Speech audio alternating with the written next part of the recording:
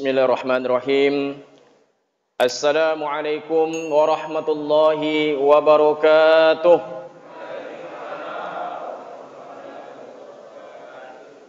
Innal hamdalillah nahmaduhu wa nasta'inuhu wa nastaghfiruh wa na'udzu billahi min sururi anfusina wa min sayyiati a'malina. May yahdihillahu fala mudilla lahu wa may yudlilhu fala hadiyalah. Ashhadu an la ilaha illallah wahdahu la syarika lah wa ashhadu anna Muhammadan 'abduhu wa rasuluhu la nabiyya ba'dah. Rabbi israh li sadri wa yassir li amri wahlul 'uqdatam min lisani yafqahu qawli.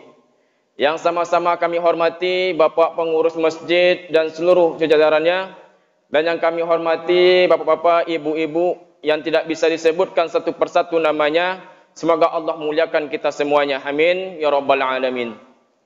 Pertama sekali, marilah bersama-sama kita panjatkan segala rasa puja dan puji syukur kita kehadirat Allah Subhanahu wa taala, yang mana Allah selalu sentiasa melimpahkan rahmat dan nikmatnya kepada kita semua.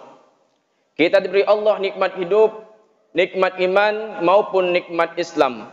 Sehingga dengan nikmat yang Allah berikan, sehingga kita dapat berkumpul, melangkahkan kaki, mengayunkan tangan menuju rumah Allah yang sangat kita cintai ini, yaitu dalam rangka menjalankan kewajiban kita sebagai kaum muslimin dan muslimat.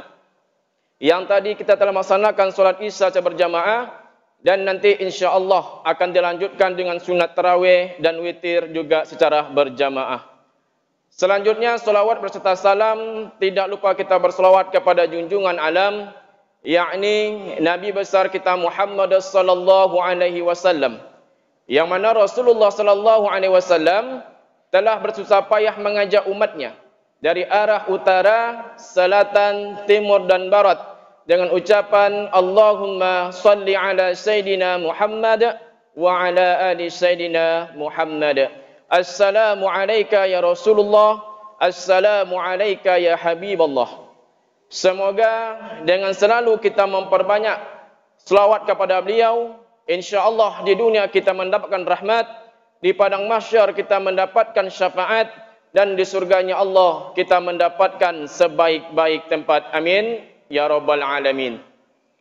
Jangan kita seperti yang dikatakan oleh Rasulullah sallallahu alaihi wasallam. Apa kata Rasulullah? Sekikir-kikir umatku, kata Rasulullah, apabila disebutkan namaku, mereka tidak mau bersolawat kepadaku. Bapak Ibu sidang jemaah tarawih rahmati Allah Subhanahu wa taala. Sebelum saya memberikan judul santapan rohani pada malam hari ini, terlebih dulu saya akan memperkenalkan diri saya, Pak Bu ya. Sebenarnya nama saya panjang, Bu. Nama saya Hasbi Asyiddiqi Ar-Rosidi. Itu adalah pemberian dari abang kandung saya, Ustadz Edi Azhar. Jadi Ustadz Edi Azhar itu, Bu, adalah abang kandung saya. Sebenarnya jadwal beliau malam ini, Bu, karena beliau ada halangan, maka saya diminta untuk menggantikan beliau. Saya asli orang Mengkinang nih, Bu, orang Ocu. Sini ada orang Mengkinang nih, Pak, Bu. Banyak, Pak ya? Banyak, Bu ya? Alhamdulillah. Bapak Ibu sidang jemaah tarawih Allah Subhanahu wa taala. Adapun judul santapan rohani kita pada malam hari ini, yaitu ada 3 doa malaikat Jibril yang diaminkan oleh baginda Rasulullah sallallahu alaihi wasallam. Jadi, Bu, ada 3 doa malaikat Jibril yang diaminkan oleh baginda Rasulullah sallallahu alaihi wasallam. Yang berdoa adalah Sayyidul Malaika, adalah pemimpin para malaikat-malaikat Allah. Dan yang mengaminkan adalah Sayyidul Mursalin, adalah pemimpin Rasul-Rasul Allah.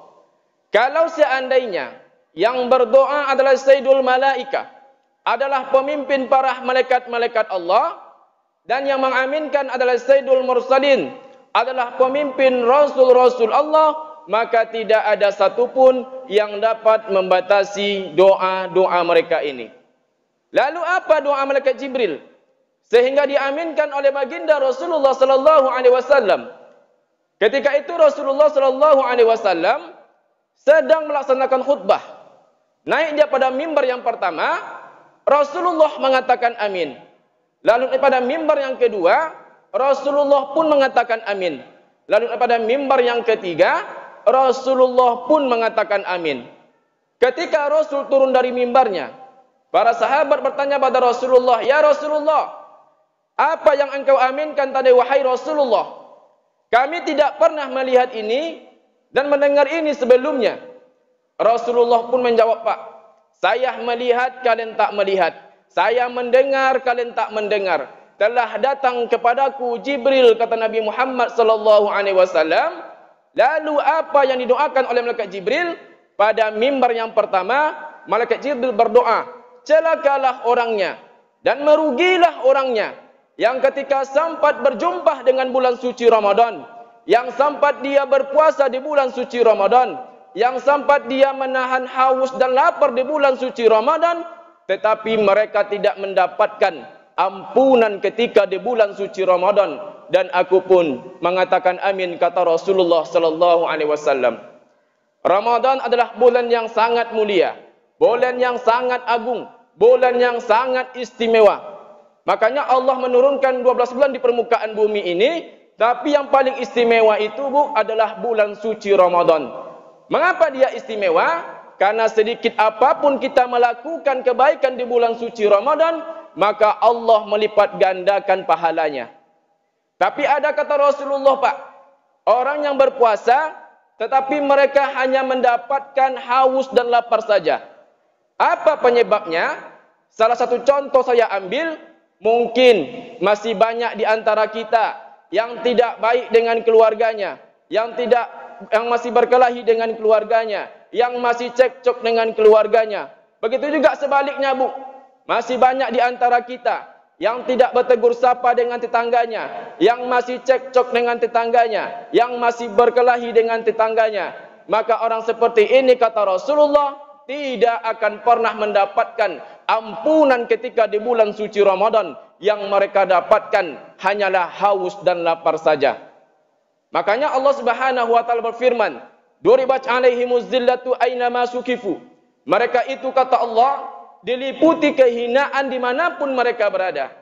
Illa, kata Allah, kecuali, kata Allah, bihablim minallah wa bihablim minan nas. Kecuali orang yang baik hubungan dengan Allah dan baik hubungannya dengan sesama manusia.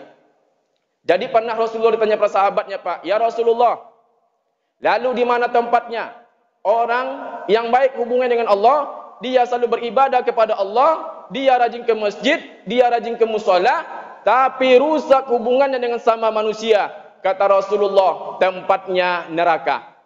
Bertanya lagi sahabat, "Ya Rasulullah, lalu di mana tempatnya orang yang baik hubungannya dengan sama manusia, dia selalu membantu manusia, apapun yang dimiliki diberikan kepada manusia, tapi rusak hubungan dengan Allah?" Kata Rasulullah, "Tempatnya neraka." Jadi bagaimanapun hubungan kita baik dengan Allah, tapi rusak hubungan kita dengan sama manusia, begitu juga sebaliknya, bagaimanapun hubungan kita baik dengan manusia, tapi rusak hubungan kita dengan Allah, kita tetap berada di neraka Allah Subhanahu wa taala. Bapak Ibu sidang jemaah tarawih nanti Allah Subhanahu wa taala, Rasulullah sallallahu alaihi wasallam telah memberikan uswah hasanah yang patut kita tiru. Rasulullah walaupun sering difitnah, dihasut, disakiti dan dizalimi, Rasulullah tidak pernah menaruh dendam dan benci kepada orang menyakitinya. Bahkan Rasulullah selalu membuka pintu maaf. Karena sikap pemaaf merupakan sikap mulia yang bukan hanya mampu membuat malu orang menyakiti kita, juga dapat meningkatkan kualitas ketakwaan kita kepada Allah Subhanahu wa taala. Allah Subhanahu wa taala berfirman, "Wa anta'fu aqrabu littaqwa." Dan pemaafan kamu itu, kata Allah, lebih dekat kepada takwa. "Wala tansawul fadla bainakum." Dan janganlah kamu melupakan keutamaan di antara kamu. "Innallaha bima ta'maluna basir," kata Allah. Sesungguhnya Allah Maha melihat apa yang kamu kerjakan. Menjadi seorang pemaaf, Pak, memang bukan gampang, tapi perlu kita sadari bahwa memaafkan orang lain adalah perbuatan mulia dan pendendam itu adalah perbuatan tercela. Maka insya-Allah kita akan mampu. Bagi bapak-bapak, ibu-ibu yang masih tidak bertegur sapa dengan keluarganya, tidak bertegur sapa dengan tetangganya, carilah mereka, minta maaflah dan beristighfarlah, memohon ampun dari Allah Subhanahu wa taala, biar puasa kita diterima oleh Allah Subhanahu wa taala. Bapak Ibu sidang jemaah terahmati Allah Subhanahu wa taala. Yang kedua, doa malaikat Jibril yang diaminkan oleh baginda Rasulullah sallallahu alaihi wasallam. Celakalah orangnya dan merugilah orangnya yang ketika sempat disebutkan namamu di hadapannya, mereka tidak mau bersolawat kepadamu, dan aku pun mengatakan amin, kata Rasulullah sallallahu alaihi wasallam. Jangankan kita manusia biasa, jangankan kita manusia yang hina-hina, Allah saja dan para malaikatnya itu bersolawat kepada Nabi Muhammad sallallahu alaihi wasallam. Apa buktinya? Innallaha wa malaikatahu yusalluna 'alan nabi. Sesungguhnya Allah dan para malaikat-malaikat Allah itu bersolawat kepada Nabi Muhammad sallallahu alaihi wasallam.